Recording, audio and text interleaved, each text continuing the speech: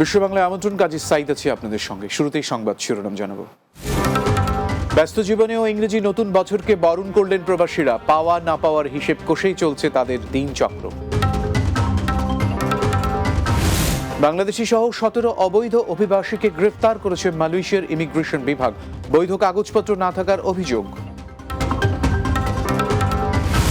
এবং 3 ও 4 জানুয়ারি সৌদি আরবের জেদ্দার ইয়াম্বুতে অনুষ্ঠিত হবে কনসুলার সেবা, দেয়া হবে পাসপোর্ট আবেদন সহ ব্যাংকিং সেবা।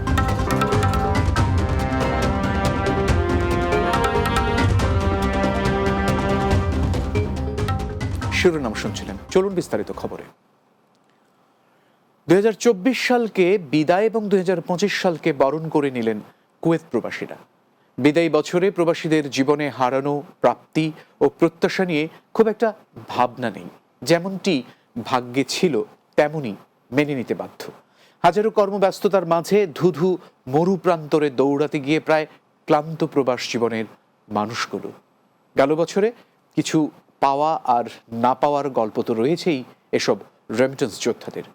কুয়েত প্রতিনিধি আহো জুবেদের প্রতিবেদনে বিস্তারিত। কুয়েত সিটির প্রাণকেন্দ্রে রেস্টুরেন্ট রাজবাড়ি। চায়ের টেবিলে প্রবাসী বাংলাদেশিদের আড্ডা দেখলে মনেই হবে এখানেই যেন এক টুকরো বাংলাদেশ। সকাল থেকে মধ্যরাত অবধি নানা শ্রেণী পেশার প্রবাসী বাংলাদেশিদের আনাগোনায় মুখরিত কুয়েত সিটির এই রেস্টুরেন্ট।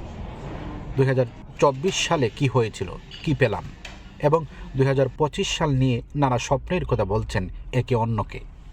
আমরা 2024 সাল অতিক্রম করেছি। আনন্দ বেদনা সুখে দুঃখে আমাদের 2024 সাল অতিবাহিত হয়েছে। আমাদের মানুষ জীবনের অনেক ঘাট প্রতিঘাত করে আমরা আমাদের পথচালনা চালাতে হয়।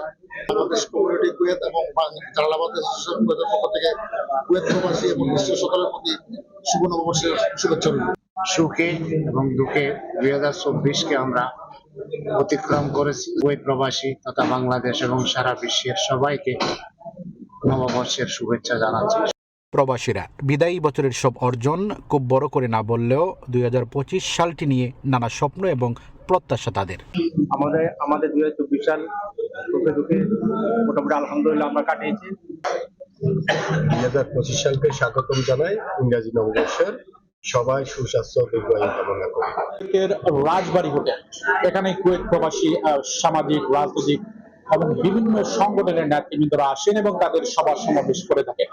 কুয়েত প্রবাসী বাংলাদেশিরা এই রেস্টুরেন্টে তারা চায়ের টেবিলে আড্ডা দিয়ে দেশের বিভিন্ন বিষয় নিয়ে কিন্তু তারা আলোচনা করেন। 2024 সালটি আসলে তাদের কেমন কেটেছিল সেই বিষয়টি আমি তাদেরকে জিজ্ঞেস করেছিলাম। তারা বললেন যে আসলে 2024 সালটি আসলে তাদের ভালো মন্দ দুটো মিলিয়ে কিন্তু কেটেছে। 2025 সাল নিয়ে আসলে তারা কি স্বপ্ন দেখেন, কি প্রত্যাশা করেন এই বিষয়টি বলছিলেন যে আসলে 2025 সালটি তাদের জন্য আসলে যেন মঙ্গলজনক হয় এবং প্রত্যাশা পূরণের সেই সালটি যেন হয় তাদের জন্য। কুয়েতের রাজবাড়ি হোটেল থেকে আহজবের, বাংলা টিভি, কুয়েত। মালয়েশিয়ার রাজধানী কুয়ালালামপুরে বাংলাদেশি সহ 17 অবৈধ অভিবাসীকে গ্রেপ্তার করেছে ইমিগ্রেশন বিভাগ। ইমিগ্রেশনের এক বিবৃতিতে বলা হয়, রাজধানী কুয়ালালামপুরের ব্যস্ততম এলাকা বুকিত বিনতাংয়ের জালান বেরাঙ্গনে 17 অবৈধ অভিবাসীকে গ্রেপ্তার করা হয়েছে।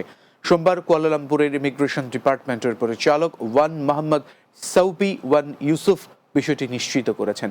তিনি বলেছেন, মোট 17 জন অবৈধ অভিবাসীকে গ্রেপ্তার করে, যার মধ্যে 15 জন মায়ানমার এবং 2 জন বাংলাদেশি নাগরিক।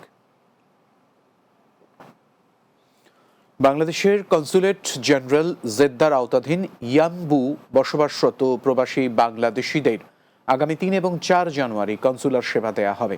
স্থানীয় হোটেল আল হায়াতে 3 জানুয়ারি শুক্রবার সকাল 8টা থেকে বিকাল 5টা পর্যন্ত এবং 4 জানুয়ারি শনিবার সকাল 8টা থেকে বিকেল 5টা পর্যন্ত এই সেবা দেয়া হবে। সেবার মধ্যে রয়েছে পাসপোর্টের আবেদন গ্রহণ, মেয়াদ উত্তীর্ণ ডিজিটাল পাসপোর্টের রি ইস্যুর আবেদন গ্রহণ, ওয়েজ অনার্স কল্যাণ বোর্ডের সদস্য পদ নিবন্ধন ও সোনালী ব্যাংকের অ্যাকাউন্ট খোলা সহ অন্যান্য সেবা। কনসুলার সেবা নেওয়ার সময় প্রত্যেক প্রবাসীকে জাতীয় পরিচয়পত্র বা জন্ম নিবন্ধনের ফটোকপি সাথে নিয়ে আসার জন্য অনুরোধ করা হয়েছে।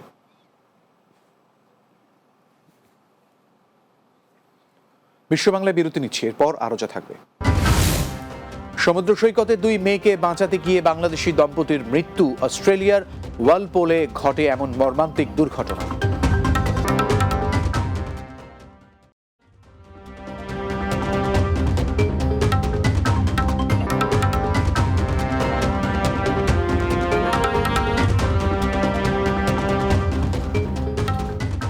বিরতির পর বিশ্ব বাংলায় আরও একবার স্বাগত।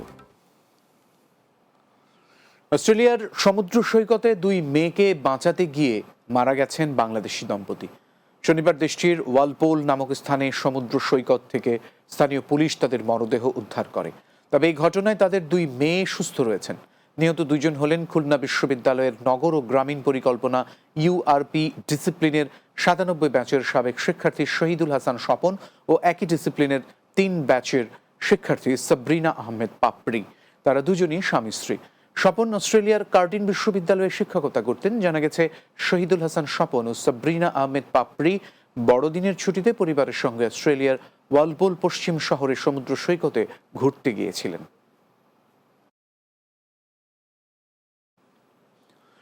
গাউসিয়া কমিটি বাংলাদেশ আবুধাবি শাখার বর্তমান মেয়াদোত্তীর্ণ কমিটি বিলুপ্ত করে আহ্বায়ক কমিটি গঠন করা হয়েছে। আবুধাবি প্রতিনিধি এম আব্দুল মান্নান জানিয়েছেন, শহরের একটি হোটেলে এই আয়োজন করা হয়। গাউসিয়া কমিটি বাংলাদেশের রাজধানী আবুধাবি শাখার নেতৃবৃন্দের সাথে আমিরাত কেন্দ্রীয় পরিষদের নেতৃবৃন্দের মত বিনিময় শেষে এই আহ্বায়ক কমিটি গঠন করা হয়।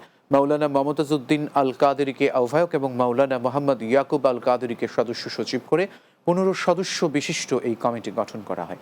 অনুষ্ঠানে সভাপতিত্ব করেন সংগঠনের সিনিয়র সহসভাপতি ও আমিরাত কেন্দ্রীয় পরিষদের সহ প্রকাশনা সম্পাদক মোহাম্মদ জামাল উদ্দিন। অনুষ্ঠান পরিচালনায় ছিলেন দপ্তর সম্পাদক মোহাম্মদ জিয়াউদ্দিন বাবলু। প্রধান অতিথি হিসেবে উপস্থিত ছিলেন ইউএই কেন্দ্রীয় পরিষদের সম্মানিত সাধারণ সম্পাদক কাজী মোহাম্মদ ওমর গনি। বিশেষ অতিথি ছিলেন ইউএই কেন্দ্রীয় পরিষদের সহ সভাপতি মাওলানা ফজলুল কবির চৌধুরী, সহ সভাপতি মোহাম্মদ মনসুর, ইউএই কেন্দ্রীয় পরিষদের যুগ্ম সাধারণ সম্পাদক মাওলানা মোহাম্মদ মোবারক আলী, যুগ্ম সাধারণ সম্পাদক মাওলানা মোহাম্মদ ফারুক বাহাদুর, মাওলানা ইখতিয়ার হোসাইন, সহ সাধারণ সম্পাদক মোহাম্মদ আবু তাহের, হাজী মোহাম্মদ ইয়াকুব ও সাংগঠনিক সম্পাদক মাওলানা মোহাম্মদ আতাউর রহমান সহ অনেকে। সাংস্কৃতিক ব্যক্তিত্ব সালে মৌসুফ স্মরণে লন্ডনে সভা এবং দোয়া মাহফিল অনুষ্ঠিত হয়েছে। পূর্ব লন্ডনের মাইক্রো বিজনেস সেন্টারে আয়োজিত এই সভায় ব্রিটিশ বাংলাদেশি কমিউনিটির শিল্পী, সাহিত্যিক, সাংবাদিক, সংগঠক, সাংস্কৃতিক কর্মী সহ অনেকেই উপস্থিত ছিলেন। লন্ডন ব্যুরো চিফ চৌধুরী মুরাদের প্রতিবেদনে বিস্তারিত। ব্রিটেনে বাঙালি কমিউনিটির অত্যন্ত প্রিয়জন কবি, গীতিকার, সঙ্গীত শিল্পী, সাংস্কৃতিক সংগঠক সালে মৌসুফ স্মরণে লন্ডনে এক সভা ও দোয়া মাহফিল অনুষ্ঠিত হয়েছে। সালে ভাই অনেক ভালো একজন মানুষ ছিলেন, ওনার কাছে অনেক কিছু শিখেছি। ওনার 4টা গান আমি গেয়েছি। অসাধারণ ভালো লিখতেন, অসাধারণ ভালো একজন মানুষ। সালে ভাই একজন সংস্কৃতিমনা মানুষ ছিলেন, সর্বোপরি একজন গীতিকার। আমাদের এই সমাজের জন্য, বিশেষ করে সংস্কৃতি অঙ্গনের জন্য অনেক অবদান রেখেছেন। সালে ভাই আমাদের গানের মানুষ, প্রাণের মানুষ। উনি একজন কবি ছিলেন, আমাদের অন্তরে থাকবেন সালে ভাই দীর্ঘদিন। সালে ভাই আমাদের কমিটির মধ্যে একজন খুবই গুণী মানুষ ছিলেন, বিশেষ করে আমাদের সঙ্গীত অঙ্গনে। বুধবার পূর্ব লন্ডনের মাইক্রো বিজনেস সেন্টারে অনুষ্ঠিত এ সভায় শাহাবুদ্দিন চঞ্চল, সত্যব্রত দাস স্বপন, সৈয়দ ইকবাল সুনয়ন চৌধুরী, সৈয়দ জাফর মুর্শেদ আহমদ, ব্যারিস্টার জয়নাল আবেদিন, মিলন আহমেদ, শামসুল জাকি, স্বপন, সুমন শরীফ, শিবলুর রহমান ছাড়াও হাসিরানী, শামীমা মিতা, সুলতানা, মীর আবিদুর রহমান, সায়েম আহমদ, হীরা কাঞ্চন হীরক, বাউল শহীদ, অমিত দে, পিয়াস বড়ুয়া, হুমায়ুন খান, পরাগ আহমদ, তৌকি চৌধুরী সহ ব্রিটিশ বাঙালি কমিউনিটির শিল্পী, সাহিত্যিক, সাংবাদিক, সংগঠক, সাংস্কৃতিক কর্মী সহ অনেকেই উপস্থিত ছিলেন। ওনার অনেক স্মৃতি, আজকে আমরা অনেক এখানে একত্রিত হয়েছি। উনি পরপর ভালো থাকবেন এবং ভালো একজন মনের মানুষ ছিলেন। সালে মৌসুফ ভাইয়ের আমার মেজো ভাই, শুধু আমার ভাই নয়, উনি সত্যিকারের একজন ভালো মানুষ ছিলেন। আপনারা ওনার আত্মার মাগফিরাতের জন্য দোয়া করবেন। সালে ভাইয়ের মধ্যে একজন প্রতিভাবান মানুষরে আমরা বিলাতুল বাঙালি কমিউনিটি এস্টাবলিশ করতাম পারলাম না। হার্ট ও সোল থেকে সালে ভাইয়ের আত্মার মাগফিরাত কামনা করি। এ সভায় সদ্য অকালে প্রয়াত সালেহ মৌসুফকে একজন আধ্যাত্মিক প্রতিভাধর সজ্জন, ভালো মানুষ হিসেবে উল্লেখ করে তার বিদেহী আত্মার মাগফিরাত কামনা করা হয়। এ সময় দোয়া পরিচালনা করেন ব্রিকলেন মসজিদের ইমাম Hafiz Maulana Sajjadur Rahman. Chowdhury Murad, Bangla TV news, London. লন্ডনে কুইন্স পার্ক বাংলাদেশি অ্যাসোসিয়েশনের উদ্যোগে বাংলাদেশের 53তম বিজয় দিবস পালন করা হয়েছে। লন্ডন প্রতিনিধি ফজলুল হক জানিয়েছেন, দেশটির হ্যাপি হাব কমিউনিটি সেন্টারে আয়োজন করা হয়। বুলবুল আহমেদের সভাপতিত্বে অনুষ্ঠান পরিচালনা করেন জেনারেল সেক্রেটারি হেলাল উদ্দিন। পরে মুক্তিযোদ্ধাদেরকে সম্মাননা ক্রেস্ট প্রদান করা হয়। এ সময় বক্তব্য রাখেন বীর মুক্তিযোদ্ধা দেওয়ান গৌস খান, বীর মুক্তিযোদ্ধা ফয়জুর রহমান, মোহাম্মদ আব্দুল শহীদ, আব্দুর রাজ্জাক, সলিসিটর মোহাম্মদ ইয়াউদ্দিন, রেফুল মিয়া, শামসু মিয়া, সিরাজুল ইসলাম, মোহাম্মদ আব্দুর রব ও আব্দুল মালিক সহ অনেকে।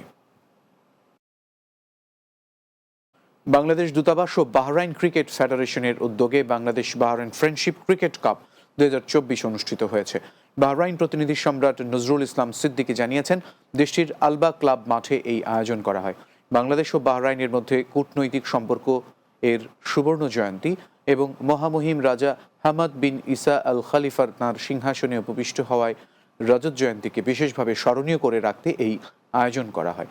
অনুষ্ঠানে উপস্থিত ছিলেন দূতাবাসের chargé d'affaires AKM Mohiuddin Kayes. আমন্ত্রিত অতিথিগণের মধ্যে উপস্থিত ছিলেন বাহরাইন পররাষ্ট্র মন্ত্রণালয়ের এশিয়ান ও প্যাসিফিক বিষয়ক প্রধান রাষ্ট্রদূত মুনিরা নৌফল আল দোসেরি, বাহরাইন প্রতিনিধি পরিষদের সংসদ সদস্য মোহাম্মদ হুসেইন জানহি, বাহরাইন ক্রিকেট ফেডারেশনের উপদেষ্টা বোর্ডের চেয়ারম্যান মোহাম্মদ মনসুর, প্রেসিডেন্ট সামি আলী সহ বিভিন্ন দেশের রাষ্ট্রদূত ও অন্যান্য কর্মকর্তাগণ। বিশ্ব বাংলা শেষ করব, তার আগে এক নজরে সবগুলো শিরোনাম জানাবো। ব্যস্ত জীবনে ও ইংরেজি নতুন বছরকে বরণ করলেন প্রবাসীরা। পাওয়া না পাওয়ার হিসেব কষেই চলছে তাদের দিনচক্র। বাংলাদেশি সহ 17 অবৈধ অভিবাসীকে গ্রেপ্তার করেছে মালয়েশিয়ার ইমিগ্রেশন বিভাগ, বৈধ কাগজপত্র না থাকার অভিযোগ। 3 ও 4 জানুয়ারি সৌদি আরবের জেদ্দার ইয়াম্বুতে অনুষ্ঠিত হবে কনসুলার সেবা, দেয়া হবে পাসপোর্ট আবেদন সহ ব্যাংকিং সেবা। এবং সমুদ্র সৈকতে 2 মেয়েকে বাঁচাতে গিয়ে বাংলাদেশি দম্পতির মৃত্যু। অস্ট্রেলিয়ার ওয়ালপোলে ঘটে এই মর্মান্তিক ঘটনা।